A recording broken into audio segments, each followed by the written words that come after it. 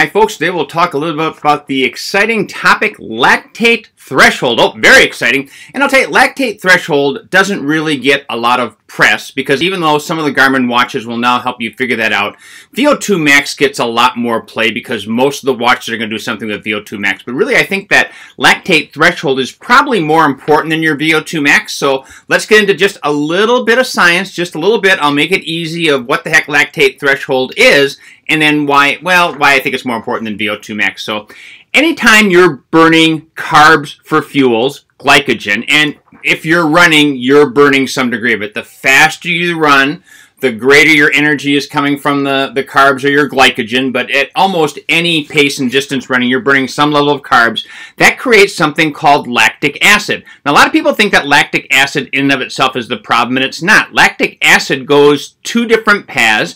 It creates lactate, hence lactate threshold, and lactate is actually a little bit of a fuel. Your body just kind of burns that off and uses it, and then it creates some hydrogen ions, and those are actually the bad guys.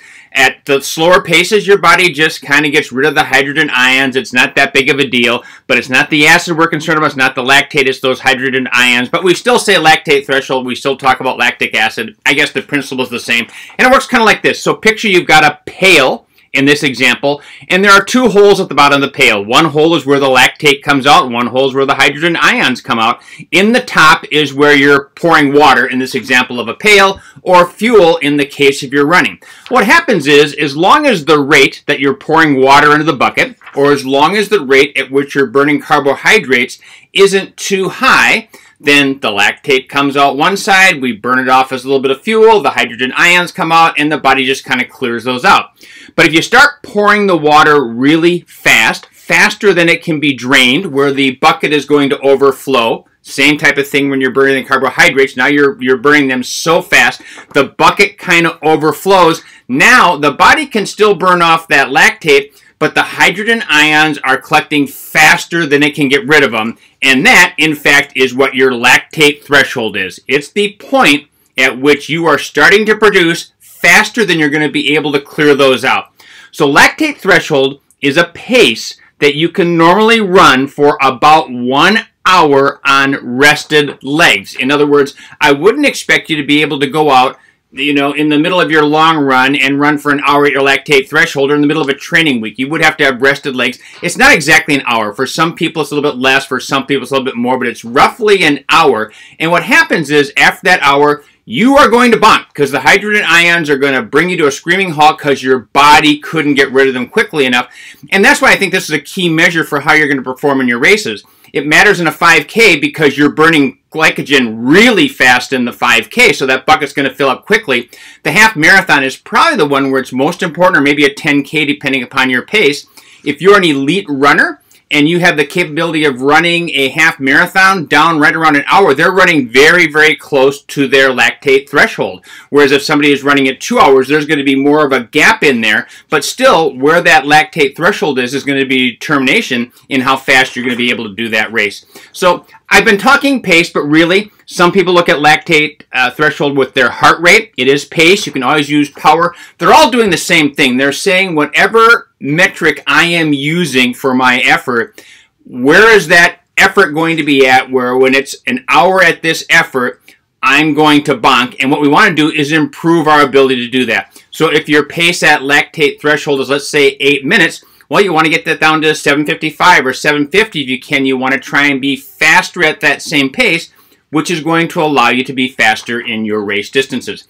Now, how do you know what your lactate threshold is? Well, really, the only way to know for sure is a blood test. I'm not talking about a blood test where you're going into the doctor, but they put you on a treadmill, they strap you up, and they're pricking your finger, they're taking blood out. That's the only way to really, really know what your lactate threshold is. But chances are you don't want to spend that money or that time or run into the labs all the time, but that's the way to do it. There are running calculators out there like McRun and VDOT. They will take your race performances and they will try and estimate where your lactate threshold is. I have found them, for me, to be relatively close using my race paces. You can do a self-test. I put YT for YouTube. If you go on YouTube and you do tests for lactate, you'll find all kinds of different ways that you can self-test to try and figure out what your lactate threshold is. There's what I put down finger test. I didn't know what else to call it. But there is a device out there now. I think it's a couple $100. I don't own one, even though I love gadgets, but you can kind of prick your finger yourself and get some blood and determine your lactate threshold. I think there's also something you can wear on your legs that helps determine it. So there are more consumer devices to help you figure that out. I don't know that it's worth that money unless you're really, really dying to know.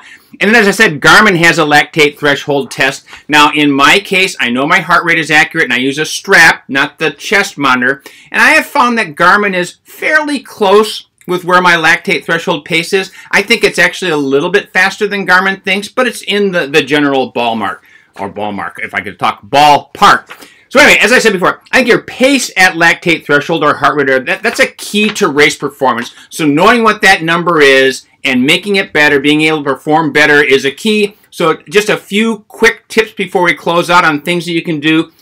20 minutes running at your lactate threshold, so a steady run, is about all you need in the course of a week. It can be a little bit longer, but there's not a lot of benefit after 20 minutes. It really doesn't take a whole lot of time. If you're doing intervals, it's going to be 30 plus minutes of accumulated time. So let's say, to make my math easy, let's say my lactate threshold is 10 minutes, and rather than running for 2 miles, which would get me 20 minutes, I want to do 3 by 1 mile with a short break in between. I'm usually going to use about 90 seconds of break for every 10 minutes run. Then I want at least 30 minutes of accumulation in there. And by the way, in case you're wondering, when you're doing track work, when you're doing VO2 max work, you are getting a little bit of lactate threshold work in there as well, because what happens is you're flooding the body with the hydrogen ions, and during those rest recovery periods, you're taking care of clearing those out.